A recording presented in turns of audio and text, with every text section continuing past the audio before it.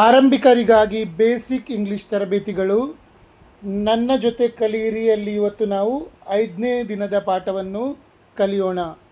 Will be ಅಂದರೆ ಏನು? ಭವಿಷ್ಯತ್ ಕಾಲ, ಫ್ಯೂಚರ್ ಟೆನ್ಸ್. ನಾವು ಮುಂದೆ ಏನಾಗುತ್ತೇವೆ ಅಥವಾ ಎಲ್ಲಿ ಇರುತ್ತೇವೆ ಎಂದು ಹೇಳಲು ವಿಲ್ ಬಿ ಬಳಸುತ್ತೇವೆ. ಇದರ ವಿಶೇಷವೇನೆಂದರೆ ಎಲ್ಲ ಸಬ್ಜೆಕ್ಟ್ಗಳಿಗೂ I, you, he, she, it, we, they ಎಲ್ಲದಕ್ಕೂ ಒಂದೇ ಪದ ವಿಲ್ ಬಿ ಬಳಸಲಾಗುತ್ತದೆ. ನಿಯಮಗಳು: ಐ ವಿಲ್ ಬಿ ನಾನು ಇರುತ್ತೇನೆ, ಆಗುತ್ತೇನೆ. ಯು ವಿಲ್ ಬಿ ನೀನು ಇರುತ್ತೀಯಾ, ಆಗುತ್ತೀಯಾ, ಅಥವಾ ನೀವು ಇರುತ್ತೀರಿ, ಆಗುತ್ತೀರಿ. ಏಕ ಬಹುವಚನ ಎರಡಕ್ಕೂ ಯುನೇ ಅಂತಾರೆ. ಯು ಬಹುವಚನದಲ್ಲೇ ಇರ್ತದೆ ಇಂಗ್ಲೀಷಲ್ಲಿ, ಹಾಗಾಗಿ ಅದು ನೀವಂತಲೇ ತಿಳ್ಕೊಳ್ಳಿ. ಹಿ ವಿಲ್ ಬಿ ಅವನು ಇರುತ್ತಾನೆ, ಆಗುತ್ತಾನೆ. ಶಿ ವಿಲ್ ಬಿ ಅವಳು ಇರುತ್ತಾಳೆ, ಆಗುತ್ತಾಳೆ. ಇಟ್ ವಿಲ್ ಬಿ ಅದು ಇರುತ್ತದೆ, ಆಗುತ್ತದೆ. ವಿ ವಿಲ್ ಬಿ ನಾವು ಇರುತ್ತೇವೆ, ಆಗುತ್ತೇವೆ. ದೇ ವಿಲ್ ಬಿ ಅವರಿರುತ್ತಾರೆ, ಆಗುತ್ತಾರೆ. ಕನ್ನಡ ವಾಕ್ಯ, ಇಂಗ್ಲೀಷ್ ವಾಕ್ಯ. ನಾನು ನಾಳೆ ಬ್ಯುಸಿ ಇರ್ತೇನೆ, I will be busy tomorrow. ಅವನು ಒಬ್ಬ ವೈದ್ಯನಾಗುತ್ತಾನೆ, he will be a doctor. ಅವಳು ಅಲ್ಲಿ ಇರುತ್ತಾಳೆ, ಶಿ ವಿಲ್ ಬಿ ದೇರ್. ನಾವು ಸಿದ್ಧರಾಗಿರುತ್ತೇವೆ, ವಿ ವಿಲ್ ಬಿ ರೆಡಿ. ಅವರು ರೈತರಾಗುತ್ತಾರೆ, ದೇ ವಿಲ್ ಬಿ ಫಾರ್ಮರ್ಸ್. ಅತಿ ಮುಖ್ಯವಾದ ಟಿಪ್: ಕಾಲದ ವ್ಯತ್ಯಾಸ. ಪ್ರೆಸೆಂಟ್ ಅಂದರೆ ಈಗ, ಐ ಆಮ್ ಎ ಸ್ಟೂಡೆಂಟ್ ನಾನು ಈಗ ವಿದ್ಯಾರ್ಥಿ. ಪಾಸ್ಟ್ ಅಂದರೆ ಹಿಂದೆ, ಐ ವಾಸ್ ಅ ಸ್ಟೂಡೆಂಟ್ ನಾನು ಆಗ ವಿದ್ಯಾರ್ಥಿಯಾಗಿದ್ದೆ. ಫ್ಯೂಚರ್ ಅಂದರೆ ಇನ್ನು ಮುಂದೆ, I will be a student ನಾನು ಮುಂದೆ ವಿದ್ಯಾರ್ಥಿ ಆಗುತ್ತೇನೆ. ಸೊ ಪ್ರೆಸೆಂಟ್, ಪಾಸ್ಟ್ ಮತ್ತು ಫ್ಯೂಚರಲ್ಲಿ ಏನು ವ್ಯತ್ಯಾಸ ಉಂಟಂತ ನಾನು ಕಲಿಸಿದೆ. ಪುನಃ ಇದನ್ನು ನೀವು ಕೇಳಿಕೊಳ್ಳಿ, ಓದ್ಕೊಳ್ಳಿ, ಕಲಿಯಿರಿ. ಈಗ ಈ ಕೆಳಗಿನ ಕನ್ನಡ ವಾಕ್ಯಗಳನ್ನು ಇಂಗ್ಲೀಷಿಗೆ ಬದಲಾಯಿಸಿ. ನೀವು ಹೇಳಬೇಕಿದನ್ನು. ನಾನು ಓದ್ತೇನೆ, ಕನ್ನಡದಲ್ಲಿ ಓದ್ತೇನೆ, ಆಮೇಲೆ ಇಂಗ್ಲೀಷಲ್ಲಿ ಹೇಳ್ತೇನೆ. ನನ್ನ ಜೊತೆ ನೀವು ಸಹ ಹೇಳಬೇಕು. ನಾನು ನಾಳೆ ಅಲ್ಲಿ ಇರುತ್ತೇನೆ. ಹೇಳಿ, I will be there tomorrow. ಅವನು ಒಬ್ಬ ಇಂಜಿನಿಯರ್ ಆಗುತ್ತಾನೆ. ಹೇಳಿ, he will be an engineer. ಅವಳು ಸುಖವಾಗಿರುತ್ತಾಳೆ. ಹೇಳಿ, ಶಿ ವಿಲ್ ಬಿ ಹ್ಯಾಪಿ. ನಾವು ಆಟಗಾರರಾಗುತ್ತೇವೆ. ಹೇಳಿ, ವಿ ವಿಲ್ ಬಿ ಪ್ಲೇಯರ್ಸ್. ಅವರು ಲೇಟ್ ಆಗುತ್ತಾರೆ. ಹೇಳಿ, they will be late. Present tense ಅಂದರೆ ಆ್ಯಮ್, ಈಸ್, ಆರ್ ಬರ್ತದೆ. ಮೊದಲೇ ಕಲಿಸಿದ್ದೀನಿ ಇದನ್ನು. ಐ ಆಮ್ ಅ ಟೀಚರ್ ನಾನು ಶಿಕ್ಷಕ. ಐ ಆಮ್ ನಾಟ್ ಆ್ಯಂಗ್ರಿ ನಾನು ಕೋಪಗೊಂಡಿಲ್ಲ. ಈಸ್ ಹಿ ಎ ಡಾಕ್ಟರ್ ಅವನು ವೈದ್ಯನೇ. ಆರ್ ದೇ ಹ್ಯಾಪಿ ಅವರು ಸಂತೋಷವಾಗಿದ್ದಾರೆಯೇ. ವೈ ಆರ್ ಯು ಸ್ಯಾಡ್ ನೀನು ಯಾಕೆ ಬೇಜಾರಾಗಿದ್ದೀಯಾ. ಶಿ ಈಸ್ ಅ ಸಿಂಗರ್ ಅವಳು ಗಾಯಕಿ. ಪಾಸ್ಟ್ ಟೆನ್ಸ್ ವಾಸ್ ಮತ್ತು ವರ್ ಬರ್ತದೆ. ಹಿ ವಾಸ್ ಅ ಡ್ರೈವರ್ ಅವನು ಚಾಲಕನಾಗಿದ್ದನು. ವಿ ವರ್ ನಾಟ್ ಲೇಟ್ ನಾವು ತಡವಾಗಿರಲಿಲ್ಲ. ವಾಸ್ ಶಿ ಅ ನರ್ಸ್ ಅವಳು ನರ್ಸ್ ಆಗಿದ್ದಾಳೆ. ದೇ ವರ್ ವೆರಿ ಬ್ರೇವ್ ಅವರು ಬಹಳ ಧೈರ್ಯವಂತರಾಗಿದ್ದರು. Where was the manager ಎಲ್ಲಿದ್ದರು.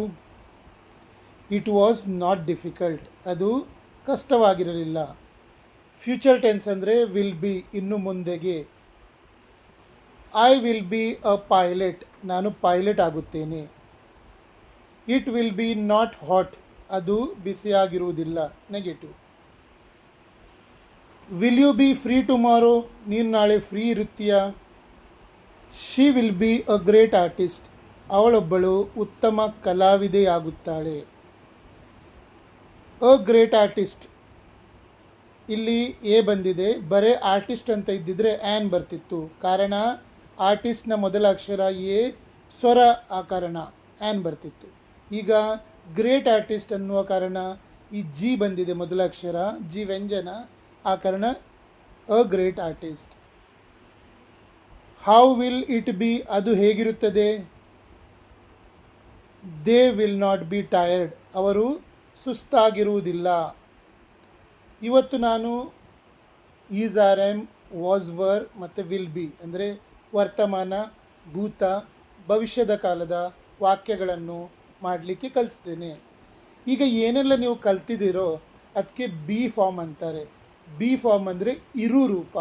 ಇರು ಅಂದರೆ ನಾನು ಏನಾಗಿದ್ದೇನೆ, ನಾನು ಹುಡುಗನೋ ಹುಡುಗಿಯೋ, ಅಥವಾ ನಾನು ನಿನ್ನೆ ಎಲ್ಲಿದ್ದೆ, ಇವತ್ತೆಲ್ಲಿದ್ದೇನೆ, ನಾಳೆ ಎಲ್ಲಿರ್ತೇನೆ, ಅಥವಾ ನನ್ನ ಪ್ರೊಫೆಷನ್ ಏನು, ನನ್ನ ಕೆಲಸ ಏನು, ಇದೆಲ್ಲ ಹೇಳಲಿಕ್ಕೆ ಇದರಲ್ಲಿ is are am, was were ಮತ್ತು ವಿಲ್ ಬಿ ಇವೇ ಕ್ರಿಯಾಪದಗಳು. ಬೇರೆ ಯಾವ ಕ್ರಿಯಾಪದಗಳು ಈ ವಾಕ್ಯಗಳಲ್ಲಿ ಇರುವುದಿಲ್ಲ. ಬೇರೆ ಕ್ರಿಯಾಪದಗಳೆಂದರೆ ಯಾವುದು ನೀವು ಹೇಳಿರ್ಬೋದು. ಕಮ್ ಅಂದರೆ ಏನು, ಗೋ ಅಂದರೆ ಏನು, ಟೇಕ್ ಅಂದರೆ ಏನು, ಬ್ರಿಂಗ್ ಅಂದರೆ ಏನು, ಅದು ಎಲ್ಲಿ ಬರ್ತವೆ ಅಂತ. ಅದನ್ನು ಆಮೇಲೆ ಕಲಿಸ್ತೇನೆ. ಅದು ಬಿ ಫಾರ್ಮ್ ಅಲ್ಲ, ಅದು ಆ್ಯಕ್ಷನ್ ವರ್ಡ್ಸ್ಗಳು, ಅದು ಬೇರೆಯೇ. ಇದು ಬೇರೆ, ಇದಕ್ಕೆ ಬಿ ಫಾರ್ಮ್ ಅಂತಾರೆ, ಇರುರೂಪ. ಈ ಇರುರೂಪವನ್ನು ನಾನು ನಿಮಗೆ ವರ್ತಮಾನದಲ್ಲಿ, ಭೂತಕಾಲದಲ್ಲಿ ಮತ್ತು ಭವಿಷ್ಯತ್ ಕಾಲದಲ್ಲಿ ಕಲಿಸಿದ್ದೇನೆ. ಈಗ ಪುನಃ ಒಂದು ಸಲ ರಿಪೀಟ್ ಮಾಡ್ತೇನೆ. ಐ ಜೊತೆ ಆ್ಯಮ್ ಬರ್ತದೆ ವರ್ತಮಾನ ಕಾಲದಲ್ಲಿ. ಅದೇ ಥರ ಐ ಜೊತೆ ಭೂತಕಾಲದಲ್ಲಿ ವಾಸ್ ಬರ್ತದೆ, ಭವಿಷ್ಯತ್ ಕಾಲದಲ್ಲಿ ವಿಲ್ ಬರ್ತದೆ. ಹಿ, ಶಿ, ಇಟ್ ಮತ್ತು ಒಂದು ಹೆಸರು ಇದ್ದರೆ ವರ್ತಮಾನ ಕಾಲದಲ್ಲಿ ಈಸ್ ಬರ್ತದೆ, ಭೂತಕಾಲದಲ್ಲಿ ವಾಸ್ ಬರ್ತದೆ, ಭವಿಷ್ಯತ್ ಕಾಲದಲ್ಲಿ ವಿಲ್ ಬಿ ಬರ್ತದೆ. ಭವಿಷ್ಯತ್ ಕಾಲದಲ್ಲಿ ಎಲ್ಲದಕ್ಕೂ ಒಂದೇ. ಈಗ ಯು, ವಿ, ದೇ ಮತ್ತು ಒಂದಕ್ಕಿಂತ ಜಾಸ್ತಿ ಹೆಸರು ಇದ್ದರೆ ವರ್ತಮಾನ ಕಾಲದಲ್ಲಿ ಆರ್ ಬರ್ತದೆ, ಭೂತಕಾಲದಲ್ಲಿ ವರ್ ಬರ್ತದೆ, ಭವಿಷ್ಯತ್ ಕಾಲದಲ್ಲಿ ಇದಕ್ಕೂ ವಿಲ್ ಬಿ ಬರ್ತದೆ. ಈಗ ನಾನು ಎಲ್ಲ ನಿಮಗೆ ಹೇಳಿ ಆಯಿತು. ನಾನು ಯಾರಿಗೆ ಡೈರೆಕ್ಟ್ ವಿಡಿಯೋ ಕಳಿಸ್ತೇನೋ ಅವರು ನನಗೆ ವಾಟ್ಸಪ್ ಮೂಲಕ ಏನಾದರೂ ಡೌಟ್ ಇದ್ದರೆ ಕೇಳ್ಬೋದು. ಯಾರಿಗೆ ನಾನು ಇದು ಫೇಸ್ಬುಕ್ ಮತ್ತು ಇನ್ಸ್ಟಾಗ್ರಾಮ್ ಮತ್ತು ಯೂಟ್ಯೂಬಲ್ಲಿ ವಿಡಿಯೋ ಹಾಕ್ತಾ ಇದ್ದೇನೋ, ಅಂದರೆ ಆ ವಿಡಿಯೋಗಳನ್ನು ನೋಡಿ ಕಲಿತಿದ್ದಾರೋ ಅವರು ಕೆಳಗೆ ಕಮೆಂಟ್ ಮಾಡಿ ಏನಾದರೂ ಗೊತ್ತಿಲ್ಲದಿದ್ದರೆ ಕೇಳ್ಬೋದು. ಈ ಚಾಪ್ಟರ್ ಈಗ ಇಲ್ಲಿಗೆ ಮುಗಿಯಿತು. ಇರು ರೂಪ ಇಲ್ಲಿಗೆ ಮುಗಿಯಿತು. ನಾಳೆ ನಾನು ಏನು ತಗೊಳ್ಳೋದಿಲ್ಲ. ಸೋಮವಾರ ನಾನು ಬೇರೆ ರೂಪವನ್ನು ಕಲಿಸ್ತೇನೆ. ಸೊ ಇದನ್ನು ಚೆನ್ನಾಗಿ ಕಲಿಯಿರಿ, ಪ್ರಾಕ್ಟೀಸ್ ಮಾಡಿ. ಎಷ್ಟು ಕಲಿತೀರೋ ಅಷ್ಟು ಒಳ್ಳೆಯದು. ನಾನು ನಿಮಗೆ ಈಗ 10 ನಿಮಿಷದ ವಿಡಿಯೋ ಮಾಡಿ ಹಾಕಿದರೆ ನೀವು ಅದನ್ನು 50 ನಿಮಿಷ ಪ್ರಾಕ್ಟೀಸ್ ಮಾಡಬೇಕು ದಿನ.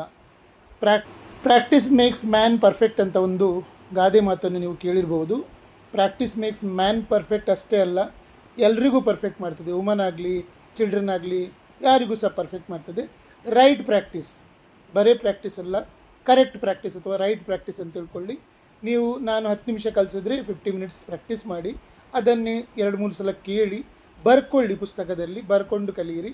ಏನಾದರೂ ಡೌಟ್ ಇದ್ದರೆ ನನಗೆ ಕಮೆಂಟ್ ಮಾಡಿ. ಗ್ಯಾರಂಟಿ ನಿಮಗೆ 3-4 ತಿಂಗಳಲ್ಲಿ ಇಂಗ್ಲೀಷ್ ಮಾತಾಡಲಿಕ್ಕೆ ಬರ್ತದೆ.